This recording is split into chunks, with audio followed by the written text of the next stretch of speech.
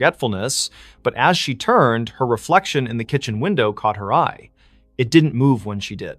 Her face smiled faintly, then vanished. Clara's scream stuck in her throat. She bolted upstairs, barricading herself in her room. The house felt alive, its walls humming with a low, unnatural pulse. She called the sheriff, but the line crackled, a woman's voice whispering, "You shouldn't be here," before going dead. Morning brought no relief. The furniture had shifted again, now mirrored perfectly, as if the house were a reflection of itself. Clara's sketchbooks, once filled with charcoal landscapes, now held drawings of a woman who looked like her but wasn't. Hollow eyes, too wide smile, hands reaching from shadowed corners. The signature wasn't Clara's. She fled to the general store, begging for answers. Old Mr. Harrow, the clerk, paled when she mentioned 17 Birch Road. "That house," he whispered, "it's cursed. Been empty since your mom died. Folks say it. Mimics things. People. Places." He told of a girl in the 1950s, Abigail, who vanished after moving in. Locals swore they saw her afterward, but she was wrong. Her smile too sharp, her eyes too dark. Clara laughed it off small-town superstition, but dread gnawed at her. Back at the house, she found a trap door under the rug, one she'd never seen as a child. It led to a basement, damp and cold, its walls etched with spiraling symbols that pulsed faintly under her flashlight. At the center stood a cracked mirror, twice her height. In it, Clara saw not herself, but the other woman, her doppelganger, wearing Clara's clothes, mimicking her movements with a delay, like a lagging video feed. "This is my home now," the reflection-mouthed voice echoing in Clara's skull. She stumbled back, tripping over a box of her mother's things. Inside was a diary, pages brittle. Her mother wrote of the other Clara, a presence that appeared after Clara left for Chicago. "She walks my halls, wears my daughter's face. I locked the mirror, but she's breaking through." Clara's blood ran cold. Her mother hadn't died of a heart attack. She'd been found in the basement, clutching a rosary, eyes wide with terror. The coroner never explained the claw marks on her arm. That night, the house turned hostile. Doors slammed shut, locking Clara in the living room. The doppelganger appeared in every reflective surface: windows, the TV screen, even a spoon on the table each time closer, her smile stretching wider. "Give me your place," she hissed, her voice a distorted echo of Clara's. Desperate, Clara smashed the basement mirror, hoping to sever the connection. Shards flew, but the doppelganger laughed, her form coalescing from the fragments into a physical being. It lunged, cold fingers grazing Clara's throat. She fought back, shoving it into the trapdoor, which slammed shut. The house shook, walls cracking as if enraged. Clara fled, never looking back.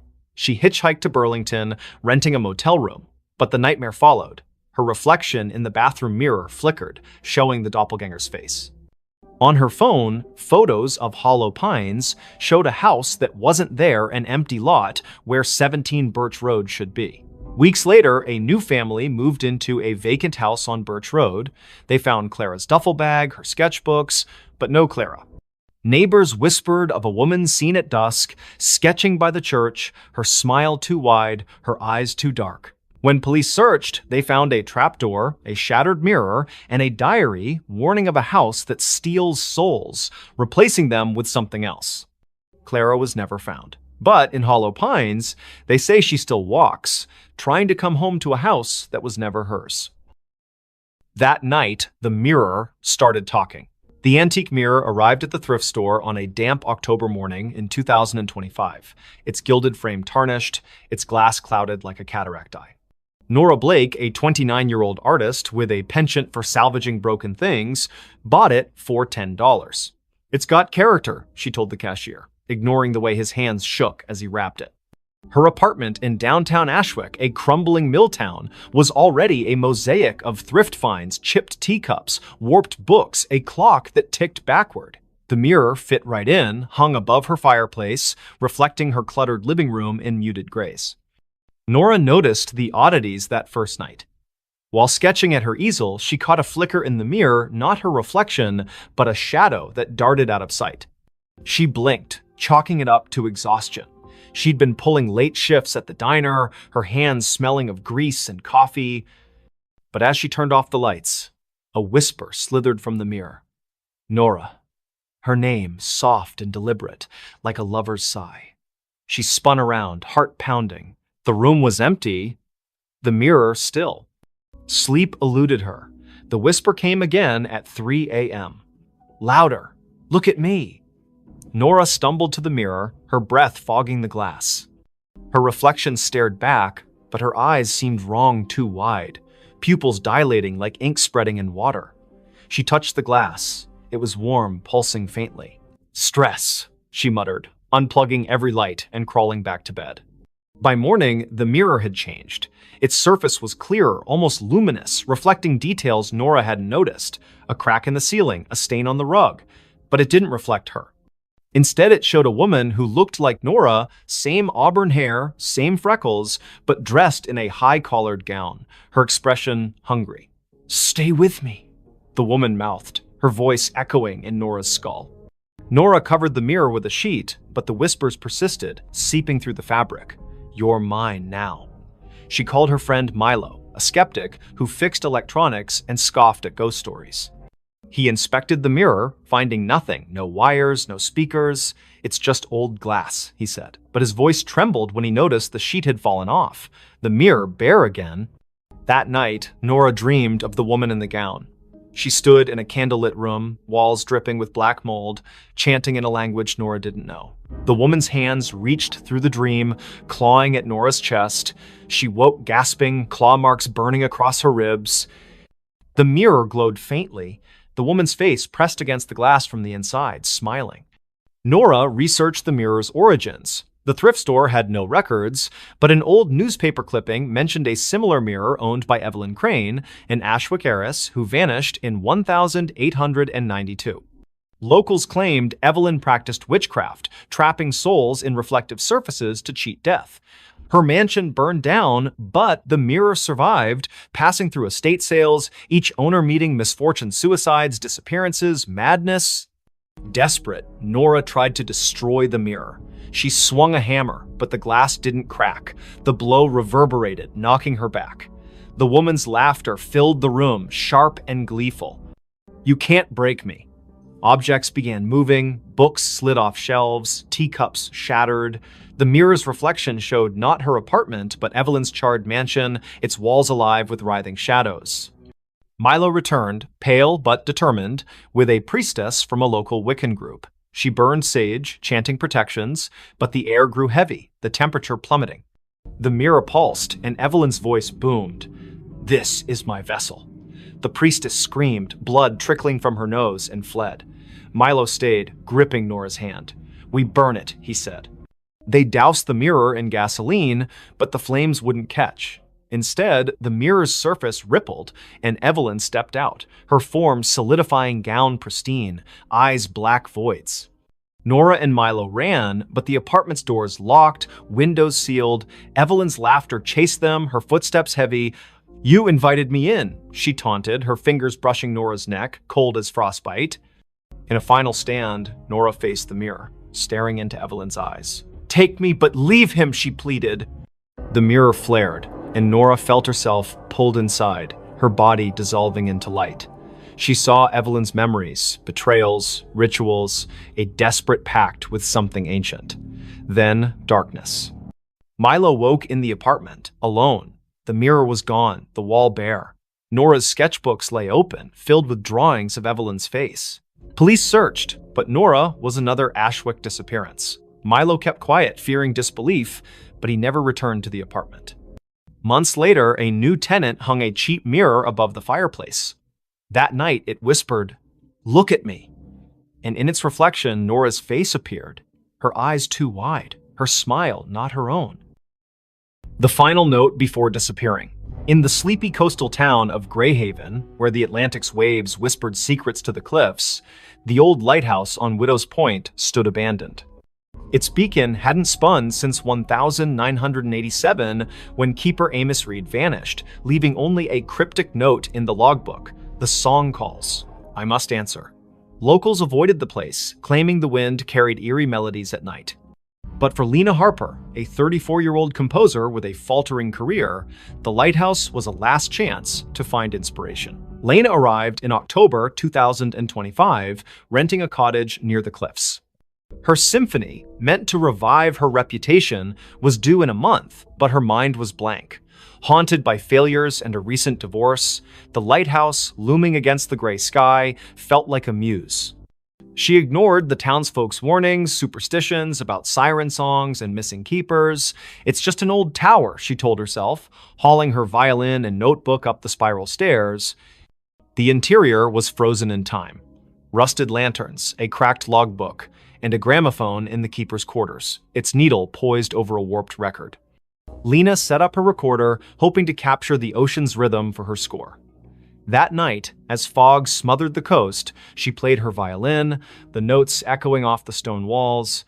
Then, faintly, another melody answered a haunting, wordless hum that seemed to rise from the sea. Lena stopped, her bow trembling. The hum continued, weaving through her own music, both beautiful and wrong, like a lullaby sung by something ancient.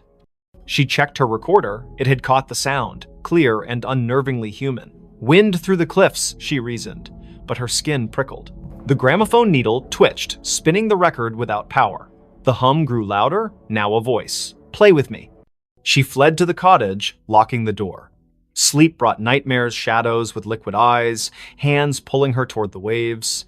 By morning, her recorder was blank, the haunting melody erased. Desperate for answers, Lena visited the town library, finding records of Greyhaven's lost. Since the lighthouse was built in 1843, 7 keepers had vanished, each leaving a note about a song.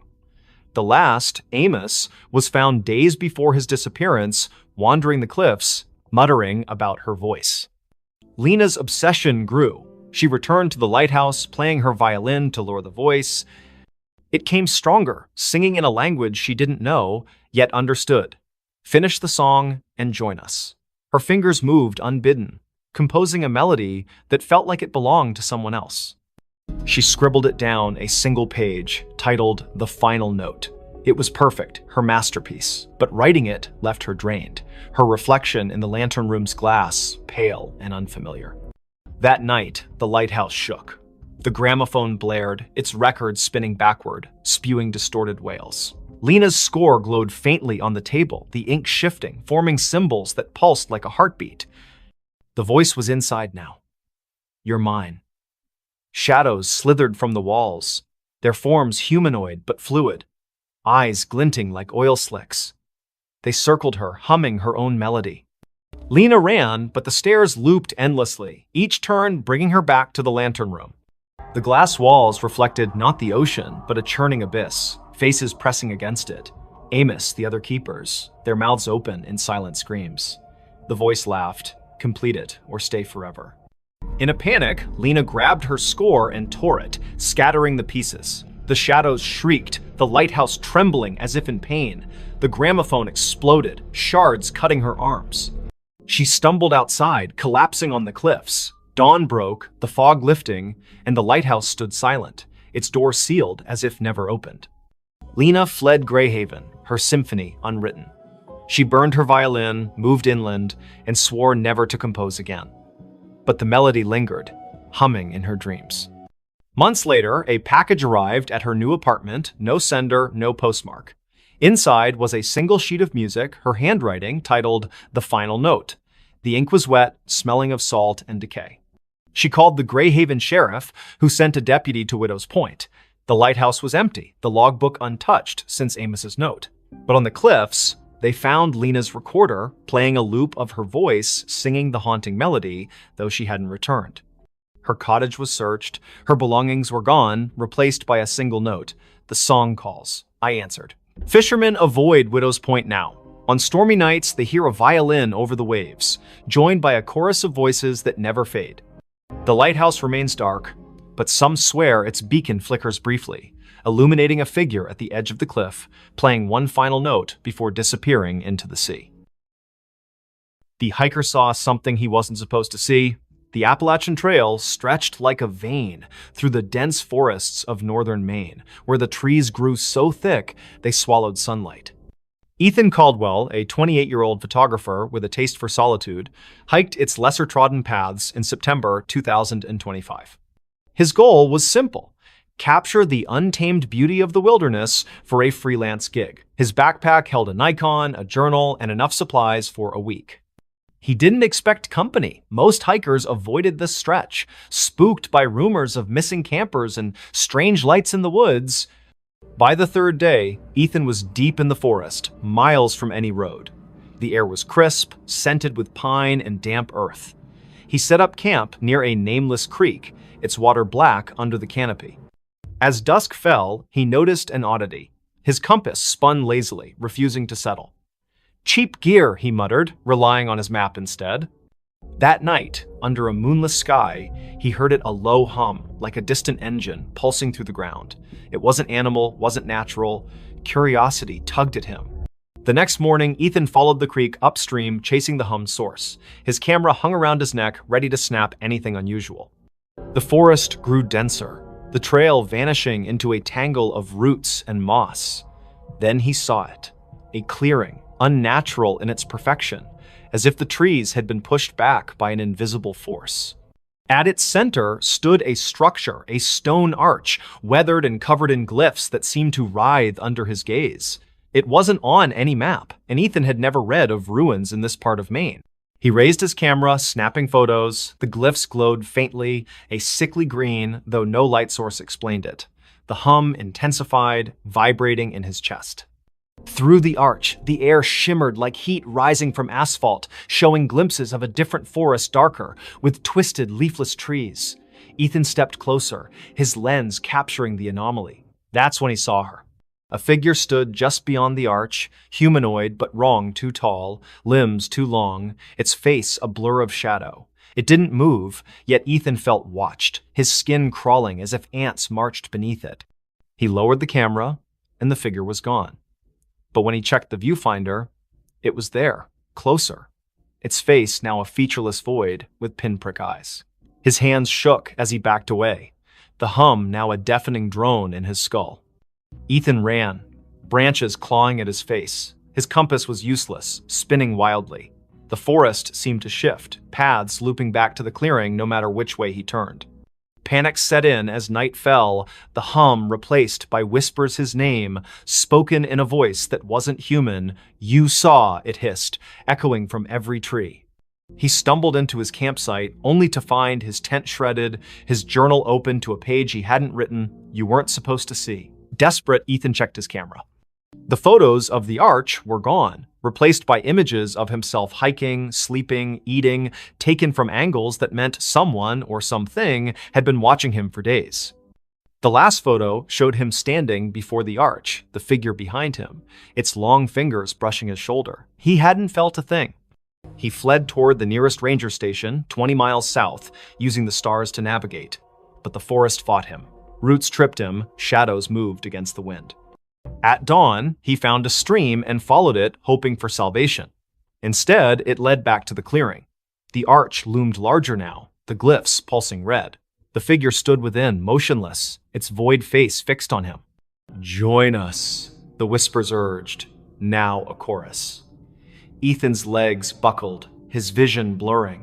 He saw flashes, other hikers, campers, their faces frozen in terror, pulled through the arch into that other forest. His camera grew heavy, the strap tightening like a noose. He tore it off, smashing it against a rock.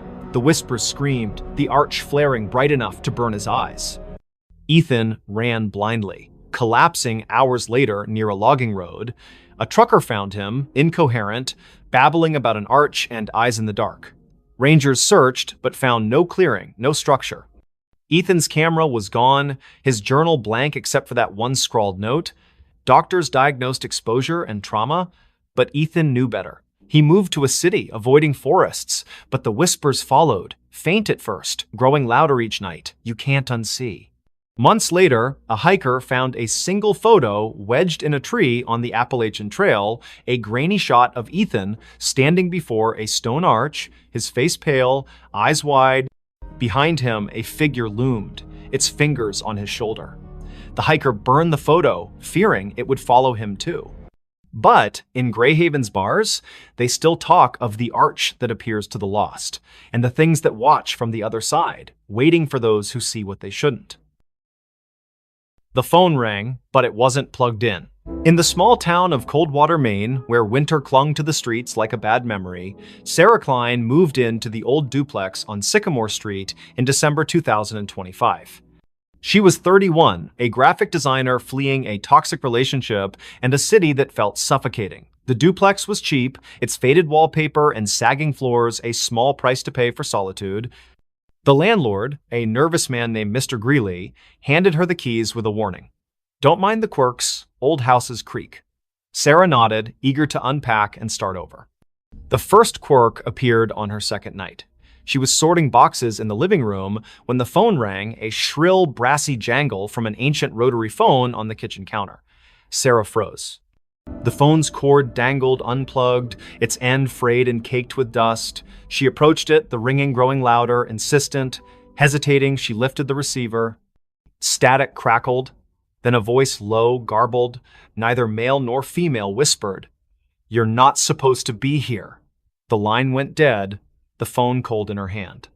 Sarah checked the cord again. No outlet, no connection. She laughed nervously, blaming stress. She'd been sleeping poorly, haunted by dreams of her ex's voice echoing in empty rooms.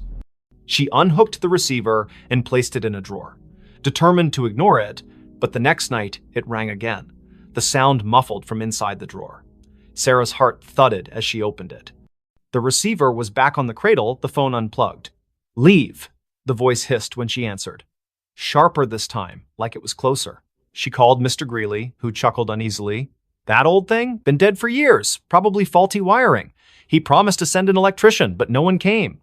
Sarah tried to focus on work, sketching logos on her tablet, but the phone rang every night at 3:13 a.m., each call more menacing.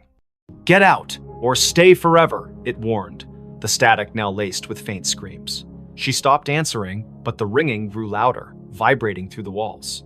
Desperate, Sarah dug into the duplex's history. The town library's archives revealed a grim past. In 1974, the previous tenant, Margaret Hale, vanished after neighbors reported hearing her scream during a storm. Her belongings were found untouched, except for a rotary phone unplugged with a note beside it. "It won't stop." Other tenants had fled over the decades, citing noises and bad feelings. A man in 1992 claimed the phone spoke his name before he disappeared. Sarah's dreams worsened. She saw Margaret, pale and eyeless, standing in the kitchen, dialing the rotary phone with skeletal fingers. In the dreams, the walls bled, and the voice from the phone chanted, "Join us." Waking, Sarah found scratches on her arms, as if she'd clawed herself. She bought a new phone, a modern cordless one, but it too rang at 3:13 a.m., unplugged, spitting the same garbled voice. She tried to leave, packed a bag, booked a motel, but the duplex's doors wouldn't open, locks jammed, windows stuck, her car keys vanished, reappearing on the kitchen counter beside the rotary phone. In a panic, she smashed the phone with a hammer. The plastic cracked, but the ringing continued, now emanating from the walls, the floor, her own skull. "You can't break me," the voice laughed. Sarah turned to the internet, posting on X about haunted phones in Coldwater. A local, @Maine Mysteries, replied with a thread about Sycamore Street. The duplex was built on a forgotten burial ground, desecrated in the 1800s. Mediums had visited, claiming a presence, something old, something angry, trapped souls of those who lived there, using the phone as a conduit. The thread ended abruptly. The user hadn't posted since. That night, the ringing was deafening. Sarah, sleepless and fraying, answered. The voice was clear now, almost her own. "Look behind you." She spun, seeing nothing but shadows. But in the hallway mirror, a figure stood Margaret, her face a rotting mask, her hands reaching through the glass. Sarah screamed, dropping the receiver. The lights flickered, and the air grew heavy, smelling of wet earth and decay. She barricaded herself in the bedroom, but the walls pulsed, whispering her name. The phone, shattered, reassembled itself on her nightstand, ringing relentlessly. In a final act of defiance, Sarah burned sage, chanting prayers she half remembered from childhood. The ringing stopped, replaced by a howl that shook the duplex. The mirror cracked, and Margaret's form lunged, cold fingers grazing Sarah's throat. Sarah blacked out. She woke at dawn, sprawled on the kitchen floor, the phone silent, its cord still unplugged. The doors opened easily now.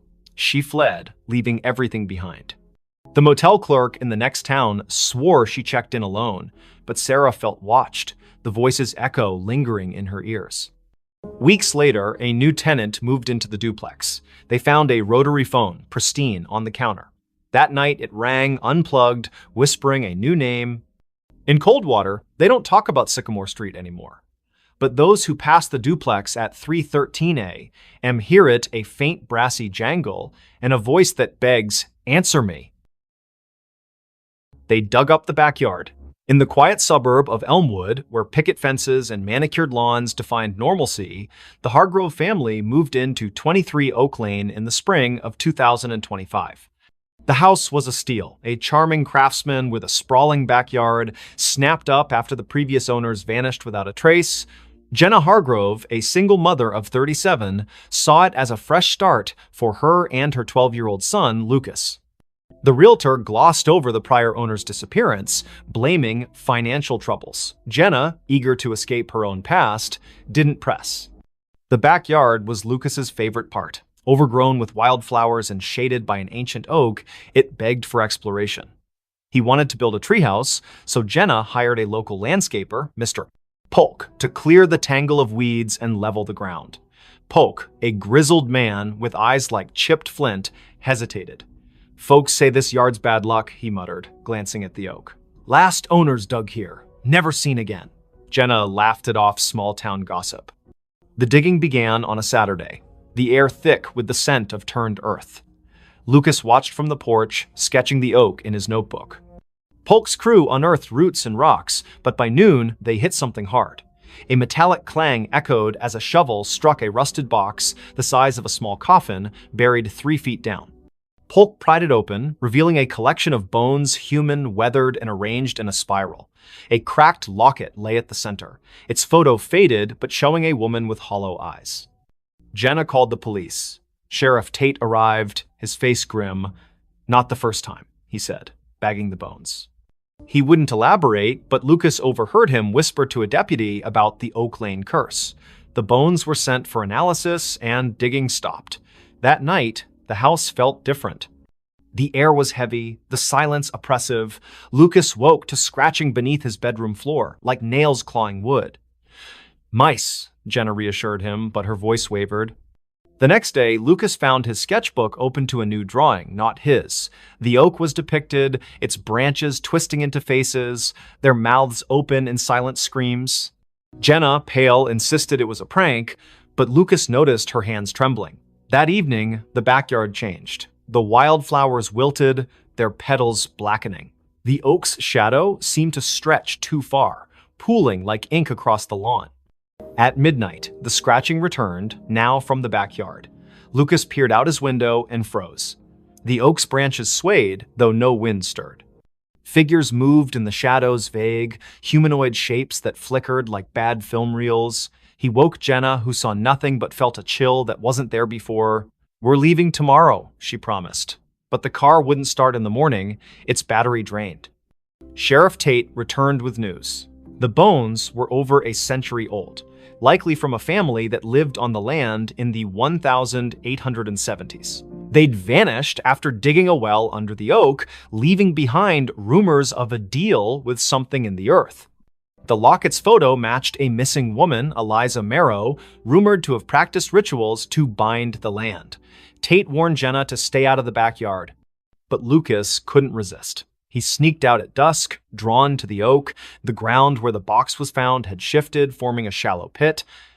Inside, the locket lay again, open, its photo now clear Jenna's face, not Eliza's. Lucas screamed, dropping it, the ground pulsed, and a voice whispered from the pit, "You dug too deep!"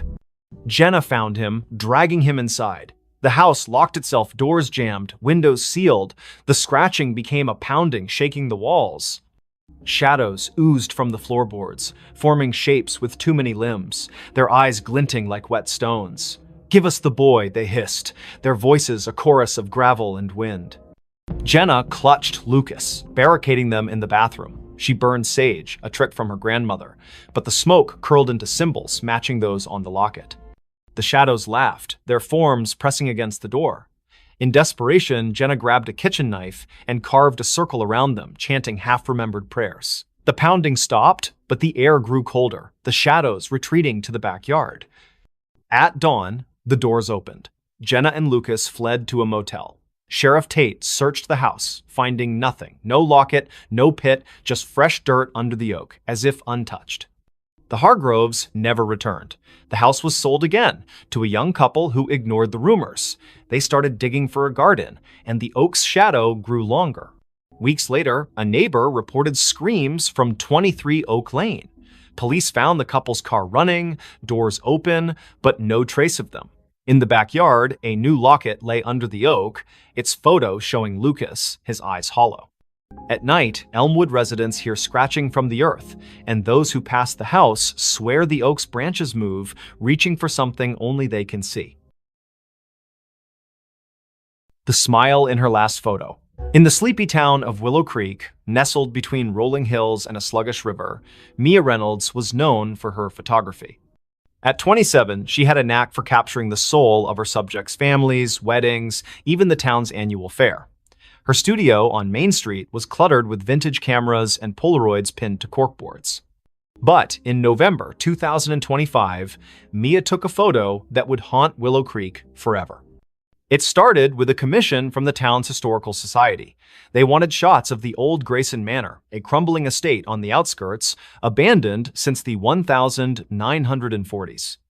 Rumors swirled about its last resident, Evelyn Grayson, who vanished after a fire gutted half the house. Locals whispered of her ghost, a pale figure seen in the manor's broken windows, smiling. Mia, a skeptic, saw it as a chance to boost her portfolio.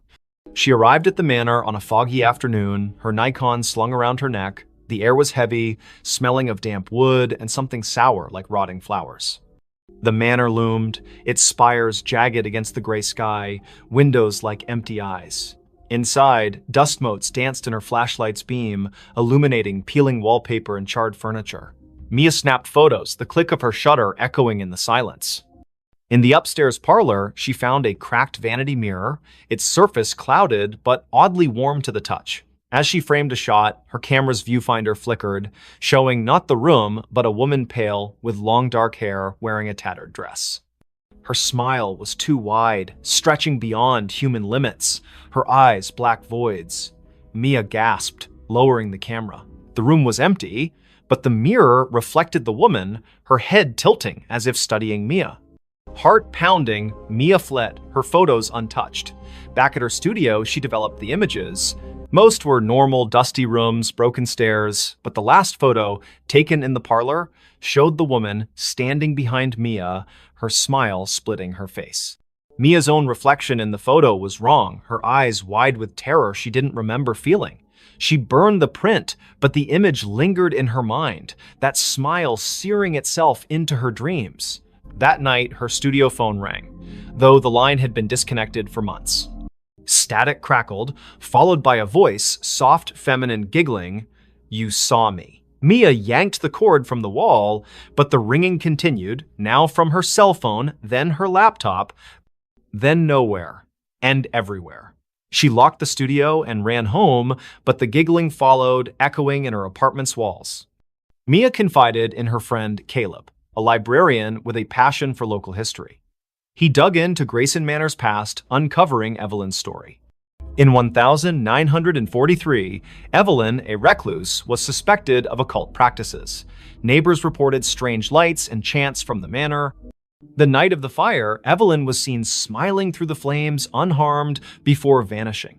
Her last photo, taken days earlier, showed that same unnatural smile, her eyes black as ink. Caleb warned Mia to stay away, but she couldn't. The manor pulled her back, her camera heavy in her hands. She returned at dusk, the air colder, the manor darker. In the parlor, the mirror glowed faintly, and the woman Evelyn stepped out, her form flickering like a bad signal. "Take my picture," she whispered, her voice in Mia's skull. Mia's hands moved against her will, snapping a photo. The camera burned her fingers, and the mirror cracked, shards falling like rain. Mia ran, but the manor's doors slammed shut, trapping her. Shadows writhed, forming figures with Evelyn's smile, their mouths stretching impossibly wide. "You're part of me now," they chanted, their voices a chorus of giggles. Mia's camera flashed on its own, each shot showing her own face, morphing, her smile widening, her eyes darkening. Caleb found her car outside the manor the next day, the doors locked, her camera inside. The last photo showed Mia, her face unrecognizable, smiling that same grotesque smile. The manor was empty, no trace of her. Caleb burned the camera, but the giggling followed him home, echoing from every reflective surface, mirrors, windows, even his glasses. Willow Creek sealed the manor, but Mia's photos began appearing around town, tacked to lampposts, slipped under doors. Each showed her with that smile, her eyes black, standing in places she'd never been. Those who kept the photos heard the giggling, saw her in their mirrors. The town stopped taking pictures, afraid of what their cameras might capture. But at night, in Willow Creek's quiet streets, some swear they see Mia smiling, her camera flashing, waiting for someone new to see her last photo. A child's cry in an empty house. In the forgotten outskirts of Dunhaven, a Rust Belt town where factories stood like tombstones, the house at 9 Hollow Road was a local legend. Its windows were boarded, its paint peeled like dead skin, and its yard was a jungle of thorns. No one had lived there since the 1980s, when the Miller family vanished, parents, 2 kids gone overnight. The only trace was a child's shoe found in the attic, stained with something the police never identified. In November 2025, Nora Ellis, a 34-year-old true crime podcaster, saw the house as her next big story. Nora arrived with her recorder, a flashlight, and a skeptical smirk. Dunhaven's locals warned her away, whispering of cries heard at midnight, lights flickering in empty rooms. "Ghost stories pay the bills," she told her producer over the phone, setting up in the house's foyer. The air was thick, smelling of mildew and something sharper, like burnt sugar. Her recorder hummed, capturing the silence until a faint sob broke through, a child's voice trembling from upstairs. Nora froze. The house was supposed to be empty. She called out, "Hello?" Her voice echoed, unanswered, but the sobbing grew louder, coming from the attic.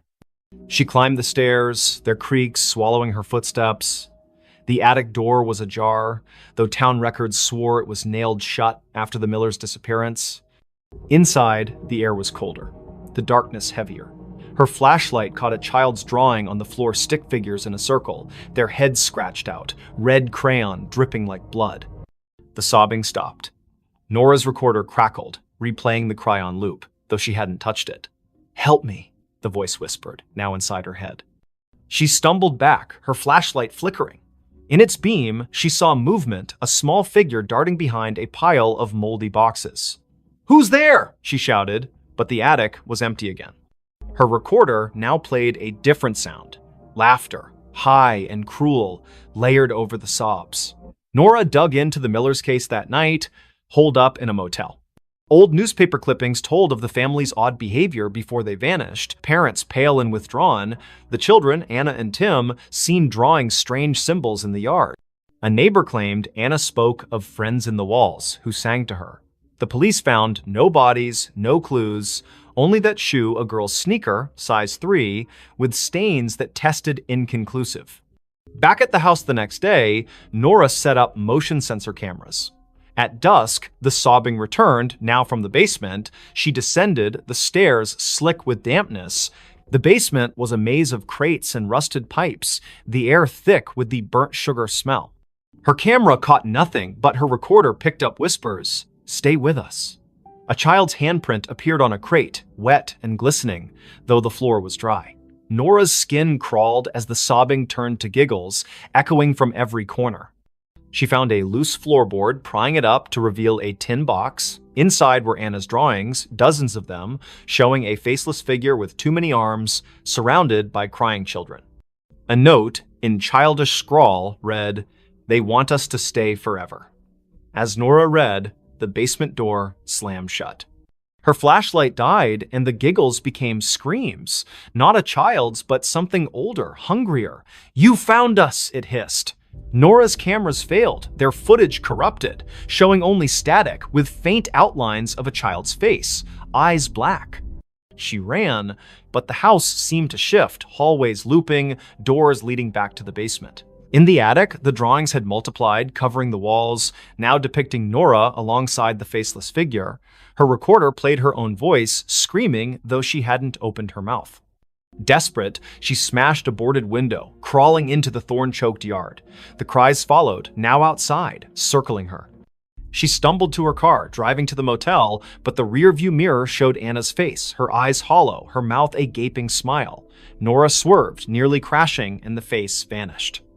The next day, she returned with a priest, Father Daniels, who paled at the house's threshold. "This isn't a haunting," he whispered. "It's a trap." He sprinkled holy water, but it hissed, evaporating on the floor. The cries erupted, shaking the walls, and the priest fled, clutching his cross. Nora stayed, recording one last episode. "Whatever took the Millers is still here. It wants me too." That night, Nora vanished. Her car was found at 9 Hollow Road, her recorder inside, playing a loop of a child's cry and her own screams. The house was empty, the drawings gone, but neighbors reported lights in the attic. A new family moved in months later, unaware of the history. Their daughter found a shoe in the attic, Nora's stained with something red. At midnight, they heard it, a child's cry echoing from an empty house, calling them to stay. The elevator never stopped on the same floor. In the heart of Ashwood City, where skyscrapers cast long shadows over neon-lit streets, the Crestview Towers stood as a relic of faded glory. Built in the 1970s, its 30 floors housed a mix of offices, apartments, and rumors of strange happenings. By December 2025, most tenants had fled, spooked by flickering lights and whispers in the halls. But for Riley Tate, a 29-year-old freelance coder scraping by, the cheap rent on the 22nd floor was worth the eerie vibes. Riley noticed the elevator's quirk on her first day. She pressed 22, but the car stopped on 13. A floor marked storage on the panel, its doors opening to a dark hallway lined with rusted lockers. The air was stale, smelling of mildew and something metallic. She jabbed the close button, but the elevator lingered, as if waiting. "Old wiring," she muttered, ignoring the faint hum like a distant voice coming from the corridor. The next day, it happened again. She pressed 22, but the elevator stopped on 7, revealing a dimly lit floor with peeling wallpaper and a child's tricycle tipped over in the hall. No one lived on 7. The landlord, Mr. Voss, a gaunt man with nervous eyes, swore it was vacant. Riley's skin prickled as the hum returned, now forming words, "Stay." She slammed the close button, her heart racing as the door shut. By the third night, the elevator never reached her floor. She'd pressed 22, but it stopped randomly 15, 9, 26, each floor wrong, each hallway different. Floor 15 had mirrors lining the walls, reflecting not Riley, but a pale figure with her face, eyes black and unblinking. Floor 9 smelled of ash, its walls scorched, with claw marks gouged into the plaster.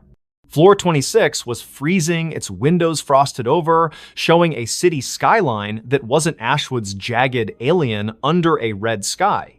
Riley stopped using the elevator, taking the stairs, but the stairwell was no better.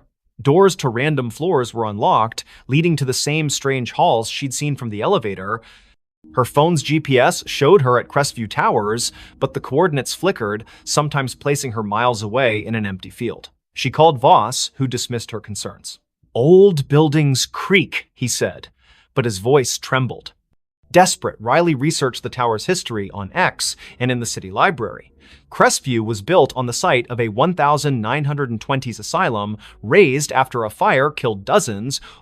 Survivors spoke of an elevator to nowhere, a lift that trapped patients in looping corridors, never reaching their intended floor. The asylum's last director, Dr. DNM, Alara Finch vanished in the fire, leaving a journal describing doorways that opened to other places, other times, sealed by rituals she couldn't complete. Riley's nights grew sleepless. The elevator dinged at odd hours, its doors opening on her floor, revealing those wrong hallways. One night, she woke to find her apartment door ajar, the elevator waiting. A voice, Alara's, she later learned, whispered from the car, "Come inside." Riley slammed her door, barricading it with a chair, but her laptop, left on, displayed a live feed of herself sleeping, filmed from above her bed. No camera was there. She confronted Voss, who paled at the mention of the elevator. "It's her," he whispered, eyes darting. "Alara, she never left." He admitted the tower was built to contain something, a rift, opened by the asylum's experiments that bled into reality. The elevator was its anchor, moving not just between floors, but between worlds. Tenants who rode it too long vanished, their names erased from leases, their apartments empty. Riley tried to leave, but her key wouldn't turn in the lock. The elevator dinged, doors open, revealing a hallway of endless mirrors, each showing Alara's face, pale, smiling, her eyes voids. "Ride with me," she whispered, her voice in Riley's head. Riley ran to the stairwell, but it looped back to the elevator, the car waiting like a predator. In a final stand, Riley entered the elevator, clutching a knife. She pressed every button, hoping to break the cycle. The car lurched, stopping on no floor marked on the panel. The doors opened to a void, black, endless, filled with whispers. Alara stood there, her form flickering, her hands reaching. Riley slashed wildly, the knife passing through air, but the elevator shook, sparks flying, the doors shut, and the car plummeted. Riley woke in her apartment, the elevator silent, her knife was gone, her hands bloodied. She fled Crestview Towers, never returning. The landlord reported her missing, but her apartment was empty, her name gone from the lease. Months later, a new tenant rode the elevator to 22. It stopped on 13, the doors opening to a hallway where Riley stood, her eyes black, whispering, "Stay." The elevator still runs in Crestview Towers, never stopping on the same floor twice. Tenants avoid it, but some nights it calls, its ding echoing through empty halls, inviting the unwary to ride where no one returns. Knock from the invisible. In the remote village of Thornwick, nestled deep in the fog-drenched valleys of upstate New York, the old Whitaker cottage stood alone at the edge of Blackthorn Woods. Its clapboard walls sagged, and its windows were clouded with grime, yet it drew Clara Wren, a 32-year-old writer seeking solitude to finish her novel. In January 2026, she rented the cottage, ignoring the locals' warnings about its history. "People don't stay long," the grocer said, his eyes darting to the woods. "It knocks, and then it takes." Clara dismissed it as folklore. The cottage was perfect, isolated, cheap, with a stone fireplace and a view of snow-laden pines. She unpacked her laptop, notebooks, and a thermos of coffee, settling into a rhythm of writing by day and stoking the fire by night. But on her third night, as a storm howled outside, she heard it, 3 sharp knocks on the front door. The sound was deliberate, heavy like a fist on wood. She froze, her pen hovering over the page. The door was locked, the windows shuttered. She called out, "Who's there?" No answer. The wind screamed, but the knocks came again, 3, slow, from the door. Clara grabbed a flashlight and peered through the peephole. Nothing but swirling snow. She opened the door, heart pounding, but the porch was empty, the snow undisturbed, no footprints, no tracks. The knocks returned the next night, now from the bedroom wall. 3, always 3, rhythmic and insistent. Clara checked every inch of the cottage attic, crawl space, even under the floorboards. Nothing. Her phone had no signal, the Wi-Fi dead. She drove to town, asking about the cottage's past. The librarian, an elderly woman named Mrs. Hale, paled. "The Whitakers," she whispered. "They built it in 1890. All 5 vanished by 1893. Neighbors heard knocking before each one disappeared. They called it the Invisible." Clara scoffed but bought salt and sage, sprinkling the former around doors and burning the latter, as Mrs. Hale suggested. That night, the knocks moved to the ceiling, louder, shaking dust from the beams. "Let me in," a voice whispered, soft and genderless, seeping from the walls. Clara's flashlight caught movement, a shadow darting across the room, formless yet heavy like a weight in the air. She screamed, barricading herself in the bathroom, but the knocks followed, now inside the mirror, the glass rippling like water. She found a diary under a loose floorboard the next day, its pages brittle, written by Eliza Whitaker. "The invisible comes at night," it read. "It knocks to be let in, but it's already here. It wants a vessel." The last entry was scrawled, "I let it in. God forgive me." Clara's hands shook. The diary mentioned a ritual salt and blood to banish it, but warned of a cost. It takes what you love most. That evening, the knocks were everywhere. Walls, windows, even her laptop screen. The air grew thick, smelling of wet earth and decay. Clara's flashlight died, and the fire dimmed, casting shadows that moved against the light's logic. She poured salt in a circle, pricking her finger to drip blood, as the diary instructed. The knocks stopped, replaced by a wail that shook the cottage, windows cracking. The shadow coalesced, a formless mass with eyes like burning coals hovering outside her circle. "You can't keep me out," it hissed, its voice in her skull. Clara chanted the ritual's words, her voice breaking. The shadow lunged, but the salt flared, repelling it. The cottage trembled, beams groaning as the shadow screamed, dissolving into the floor. Silence fell, heavy and wrong. Clara fled at dawn, leaving everything: laptop, clothes, her unfinished novel. She drove to a motel, but the knocks followed, faint at first, tapping her car's dashboard, then her motel mirror. She burned the diary, hoping to sever the tie, but the ashes formed 3 knocks on the table. Her phone, offline, played a recording of her own voice. "Let me in." Thornwick's sheriff searched the cottage, finding no trace of Clara. Her car was found in the woods, empty, with salt scattered across the seats. Locals say the cottage is quiet now, but at night, hikers hear knocks 3, always 3, coming from the trees. A new tenant moved in, unaware. On their first night, they found a notebook, not Clara's, with a single line. "It's already inside." By morning, they were gone, and the knocks began again, waiting for the next to answer. The woman smiled at her own grave. In the fog-choked town of Grayvale, where the cemetery on Hollow Hill was older than the church itself, the gravestones told stories no one dared repeat. It was March 2026 when Elise Carver, a 30-year-old archivist, arrived to catalog the town's records for a university project. Grayvale's library was a treasure trove of crumbling ledgers, but it was the cemetery that drew her a maze of moss-covered stones, some dating back to the 1700s.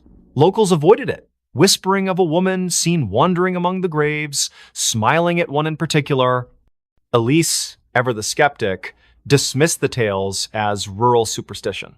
She set up in a rented room above the town's only inn, her nights filled with dreams of fog and footsteps. Her first visit to the cemetery was uneventful, her camera snapping photos of weathered epitaphs under a gray sky. But one grave stood out: Margaret Vane, 1894, 1924, taken by the mist. The stone was pristine, untouched by time, its inscription sharp. Elise's fingers